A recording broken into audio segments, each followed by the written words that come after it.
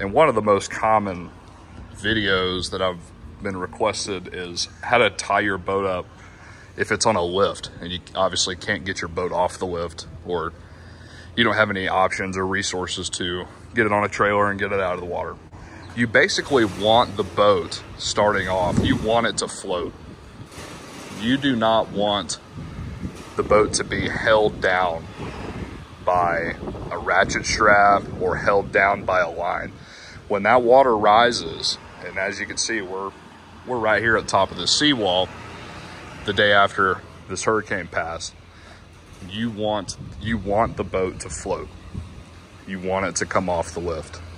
And the proper way to do that is by springing the boat and using spring lines to secure the boat and to allow the boat to float and come off the lift.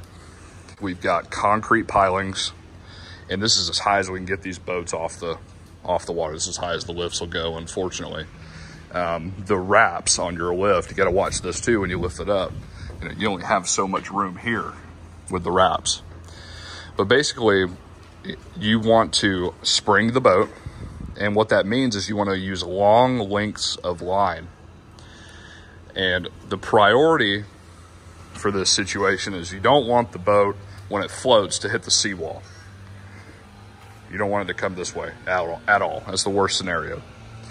So start off with running a forward spring line. This line right here.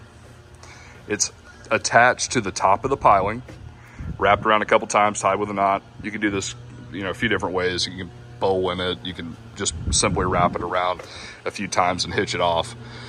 In my opinion, you really shouldn't attach it to the beam, because the beam can pull off from here. If it gets that bad, that beam can definitely come off the top of this piling. Also, it is kind of abrasive here, so it could cut your line around these beams.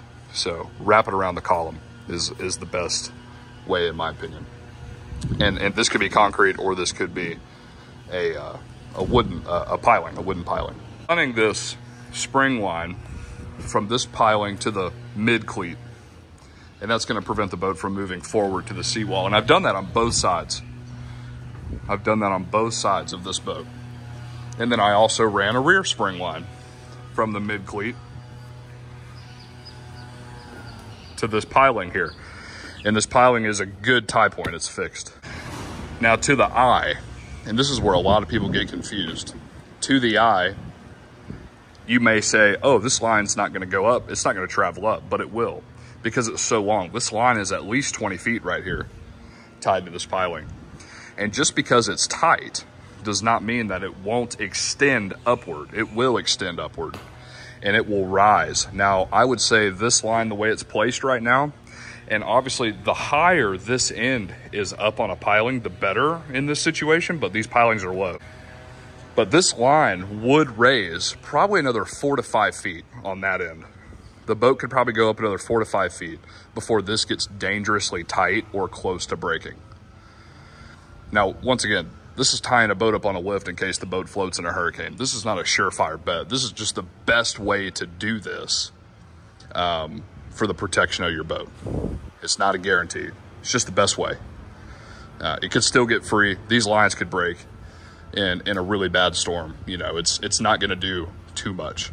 But for a storm like this, where we might see 6 feet of surge or 7 feet, that would mean this boat in this particular case would probably float off of these beams, off of the bunks, probably a couple feet. And that's very manageable. If the boat floated a couple feet off of these beams, we could definitely keep this boat in place on top of the lift with these spring lines, no problem. I also ran kind of a just in case line, I guess you could call it, from the bow cleat here. A just in case line, just in case the boat does float and it does come off 2 feet upward. This line is kind of a last ditch effort to help these two lines and keep the boat from moving forward. That's why I left a lot of slack in it, because it's not a good angle. That line right there is not a good angle. It's not the best line. It's not the first line that's going to do anything if this boat does float and come off the lift. It's not the first line. this is going to be the last line to do anything, last ditch effort. So it would take probably a couple foot of rise for this line to come tight. With your stern lines too, like if you have a couple rear pilings, some lifts will have a couple rear pilings out here, you could spring your stern. You could run really long spring lines from your port side cleat over to that piling and your starboard side cleat over to this piling, kind of and cross them and make them long, maybe leave a little bit of slack in them so that if it does rise, you can kind of keep the stern centered as well. But most of the time when a boat's on a lift, you don't have that luxury. You're only working with the pilings that you have that are next to the boat. And then obviously these fenders, I just put them out to just for safeguard. They're probably not gonna do much. The best way to do it would be to pad the piling all the way up, or figure out a way to make this fender go horizontal and tie it horizontal. That's a better way to do it. Just like if you were tying your boat up on a fixed dock, the best way to do that is a horizontal fender, not a vertical fender. But I just put them out just for protection, just in case it does get kind of crazy in here.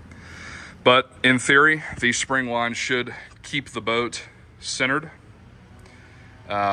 in the well, in the slip. And the PVC here, your guide poles should, in theory, keep it inside of these. Might get kind of rocky and rolly, but you know, if you escape a Cat 3 hurricane with some gel coat damage in this situation, that's a best case scenario. You can also run another rear spring line. On this side, I brought both of them to the mid cleat here, but you could run another one from this top of this piling all the way to the stern cleat. You can do it that way. And that's how we did the other side. So I used the stern cleat and I used the mid cleat, and you can use the stern cleat here and the mid cleat here. So different ways to do it, but bottom line, the purpose is to keep the boat centered. We don't want the boat shimmying forwards and backwards. We want it to stay in one spot. The side to side will be taken care of by your guide poles and your pilings, if it gets to that point. So I just wanted to show you another example of kind of the same tie situation. We got a spring line coming from here to the mid cleat, and we got another one right here. I left this one a little bit looser just so it has a little bit more upward travel, because this one's obviously shorter. I'm just working with what I got here. The next cleat forward is all the way at the bow. I don't have another cleat here, so it's either this one or the bow cleat. So I left a little bit of slack here, and even if that slack did come tight, the bow of this boat, of this one in particular, is still pretty far from this seawall, so it's not gonna get anywhere close. But you have to make the line super long, very long, so that it will rise and the angle of that line will travel upward. Or if the line is shorter, you have to leave some slack. But if it was any more slack than this line wouldn't do anything. It'd be worthless. So there's a really fine balancing act when you're doing this, when that boat floats, of, is this line even gonna do anything? Or is it gonna do too much? And is that line gonna come tight too fast? So you really have to kind of do the math. You have to visualize this boat floating and lifting off, and do the best you can. That's all that really you can do. All right, so I also wanted to throw in some examples of what not to do. And this is what you don't do. Picture this boat floating. That line right there, and he also used the same line to run it forward. Now that one would probably do something. Now that's got a pretty big dip in the line. So I'm not sure that when that line comes tight, when this boat floats, that it's not gonna hit the seawall. To me, I think it's gonna hit the seawall before the line comes tight. So not a great one there. And also this secondary line that he run to the mid cleat, do you think that line has a lot of travel upward? It's not gonna travel upward at all. That's maybe got a foot, and it's not gonna do anything. All it's really gonna do is pull down on the boat, and it's not gonna prevent the boat from shimmying sideways. So that line's basically worthless. And this is the classic example of what I've seen a lot in recent years. You cannot ratchet strap your boat down to the lift. This is not going to work at all. 2 straps going down to the beam of the lift through the center console. And he's got the strap tied to the center console all the way through the center console, and then he brought it back down to the other side. This will not work. Number one, the buoyancy of that boat is going to pop that strap. It's not going to hold. Number two, you want the boat to float in this situation. You do not want this boat to be stuck to the lift. I guess he ran just-in-case line from the beam with what looks to be a bowline of some sort to this cleat. That line's not going to do anything at all. It's just gonna bob. It's not going to come tight. This one line right here is all it's got to prevent the boat from hitting the seawall, and it's got a huge dip in it. Ideally, this line would be from this bow cleat and run it all the way back to this. So the bow cleat all the way back here. So you need a 25-foot line minimum. And the angle and the length of that line from the top of this piling to that bow cleat, it would prevent the boat from going forward. You could pull that line tight and the boat would still arch up. It would still raise up. That line would go up, no problem. Here's a couple more what not to do's, such as this line. This is as high as this lift goes in this situation.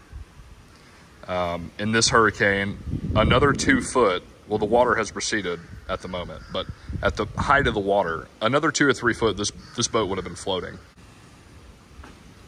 This line is not going to do anything. There's 4 or 5 feet of slack in this line. This line would only come tight and held the boat into position if the water was 8, 9, 10 feet up. It would have to come way up for this line to do anything. So when the boat floats at that predicted surge, what's going to happen is this line is going to allow the boat to move forward, which is a problem. That's how damage starts. Boats start shifting around in the slip too much. This line is tied all the way at the bottom of this piling, tied to the mid cleat. It has a lot of slack, but what happens when the boat floats and it starts to travel upward? What's that line going to do? That line is going to come tight. And when that line comes tight, it's going to start pulling the port side of the boat down. And it's not going to keep it from moving around. It's just going to pull it down. And when it pulls down, that line's going to come so tight eventually that it's going to break. We have another example of this individual did his in a couple different ways. So they put cleats on the PVC poles. Now watch.